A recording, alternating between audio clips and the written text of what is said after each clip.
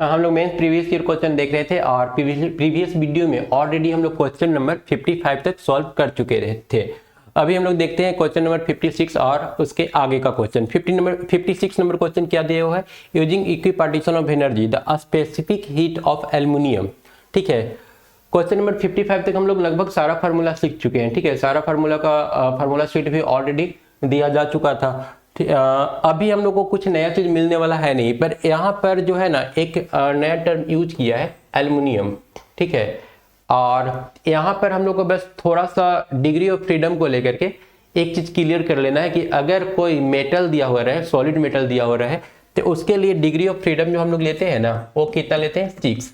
ये चीज हम लोग पहले फार्मूला में नहीं देखे थे। ठीक है, हम पॉलीएटॉमिक, डायटॉमिक, मोनोएटॉमिक, रिजिड और नॉन रिजिड हर चीज के बारे में बताया गया था, पर इसके बारे में नहीं बताया गया था। तो एक न्यू कंसेप्ट है, नया चीज है, इसको बस दिमाग में रख लेना है। बाकी जो फार्मूला यूज करेंगे उसमें और कोई चेंजिंग नहीं आएगा। ठीक है, क्योंकि ये एल्युमिनियम मेटल दिया हुआ है, एल्युमिनियम मेटल के लिए हम लोग डिग्री ऑफ फ्रीडम 6 यूज करते हैं। हम लोग को निकालना क्या है, स्पेसिफिक हीट निकालना है। स्पेसिफिक हीट निकालने के लिए हम लोग यूज कर सकते हैं M C into del T is equal to F by 2 into R T. ठीक है, N R T, N R T total internal energy हो जाएगा, F by 2 into N R T total internal energy हो जाएगा। और उसको अगर हम लोग हीट में कन्वर्ट करें तो ए हम लोग का M C into del T के बराबर देगा। ठीक है, अब यहाँ पर हम लोग का डेल टी तो कैंसिल हो रहा है। सी अगर निकालने जाएंगे 1 मोल के लिए तो ए बन जाएगा एफ बाई 2। एफ बाई 2 का वैल्यू कितना आ जाएगा, 6/2 करेंगे तो 3 आर के बराबर आ जाएगा, क्योंकि एन का वैल्यू ऑलरेडी हम लोग 1 ले चुके हैं। 1 मोल के लिए हम लोग निकालना चाहते हैं तो सी का वैल्यू आ जाएगा 3R divided by M.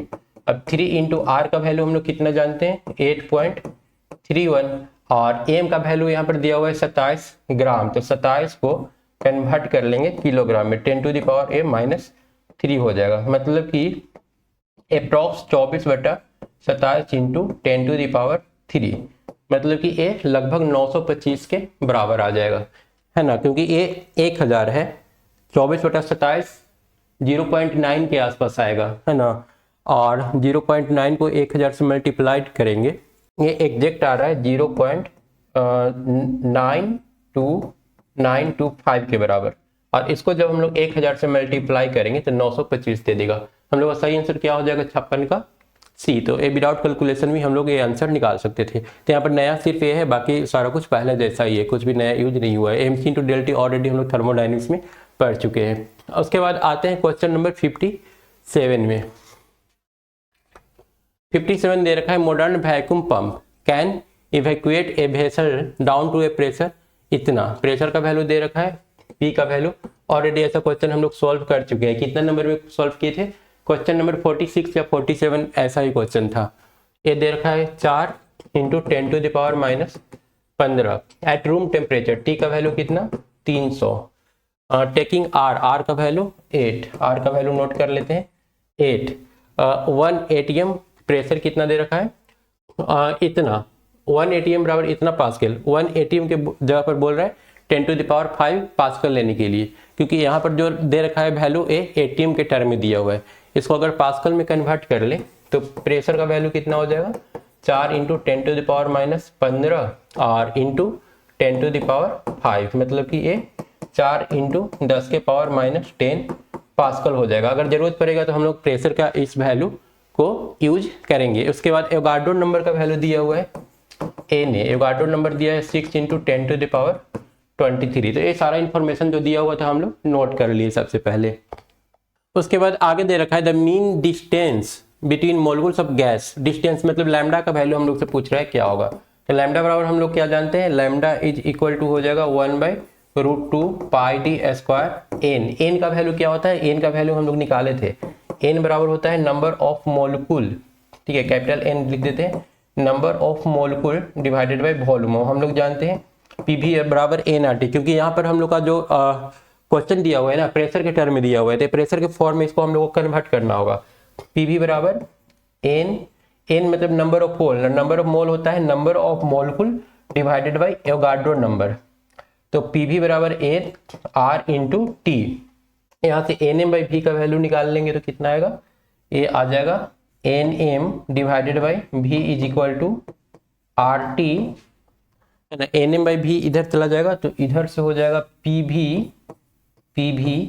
NM/V, V यहाँ पर चला गया तो P into NA divided by, ठीक है ना, और RT यहाँ पर मल्टीप्लाई है तो चला आएगा डिवाइड में, PNA/RT। ये हम लोग का n का स्मॉल n का वैल्यू मिल रहा है, मतलब इसको हम लोग लिख सकते हैं PNA/R इंटू टी। तो ये चीज़ हम लोग चेंज कर लेंगे, यहाँ पर 1 बाई हो जाएगा √2 पाई d² इंटू एन के जगह पर क्या यूज कर लेंगे, PNA और ऊपर में R इंटू टी। अब हम लोग को सबका वैल्यू पुट कर देना है। यहाँ पर दो मोलिक्यूल के बीच का जो हम लोग डायमीटर, सॉरी यहाँ पर मोलिक्यूल का जो डायमीटर हम लोग लेंगे अप्रॉक्स 10⁻⁻10 ले लेंगे, 10⁻⁻10 ले लेंगे, ठीक है।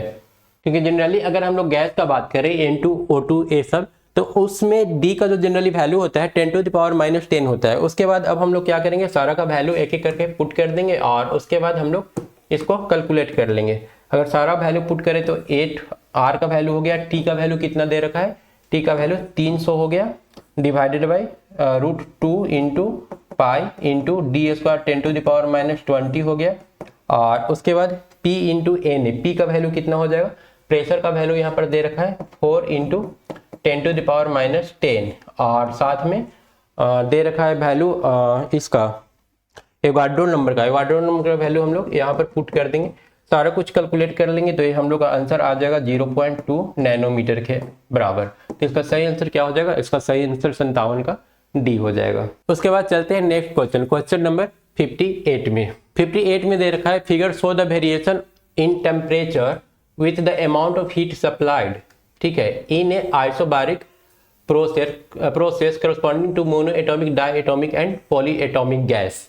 कौन सा प्रोसेस है, आइसोबारिक प्रोसेस यूज किया है। तो हम लोग लिख सकते हैं Q बराबर हो जाएगा NCP इंटू डेल्टी का, ठीक है। और आइसोबारिक में क्या होता है, प्रेशर कांस्टेंट होता है, तो NCP इंटू डेल्टी हम लोग यूज कर सकते हैं। और CP का वैल्यू कितना होता है, CP बराबर होता है CV plus R, N into CP is equal to CV plus R, क्योंकि हम लोग जानते हैं CP minus CV is equal to R, तो CP कितना हो जाएगा, CV प्लस R हो जाएगा इंटू डेल्टी। और यहाँ पर अगर हम लोग Q बाई डेल्टी निकाल लें तो Q बाई डेल्टी हो जाएगा CV प्लस R के बराबर। और यहाँ से अगर हम लोग CV निकालने जाए तो CV का वैल्यू कितना हो जाएगा, या फिर एक तरह से हम लोग बोल सकते हैं कि इसका जो रेशियो है ना, इसका जो स्लोप है वो किसके बराबर होगा, इसका स्लोप होगा CV plus R into N के बराबर। और CV क्या होता है, CV हम लोग जानते हैं ये होता है FR/2 के बराबर, FR/2 के बराबर।